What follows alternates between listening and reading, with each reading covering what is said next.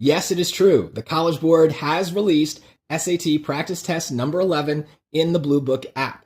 This is the first official practice test we have gotten in a very, very long time. So my main piece of advice to people who've been waiting for this test to drop is to have some impulse control. Don't just dive into it for the sake of getting a practice test score. Save it for a time when you can take this test under really good conditions that replicate the real testing experience. So you should not be taking a practice SAT ever on a weeknight after school when your brain is tired.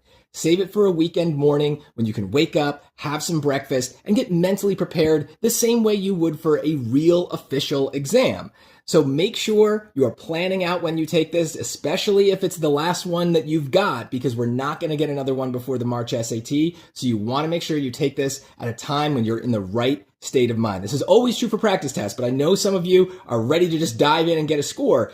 But also think about what have you been doing in your practice that might allow that score to actually increase. So don't just take a practice test to get some practice. The practice test is how you evaluate the practice that you've already been doing outside of those practice tests. So unless you have a good reason to think your score has gone up since the last time you took a practice test, don't just take another.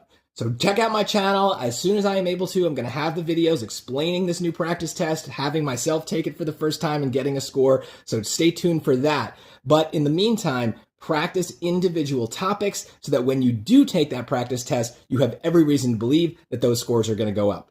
Remember, when it comes to your scores, don't settle for less, settle for more. I'm Mike Settle. Thanks for watching.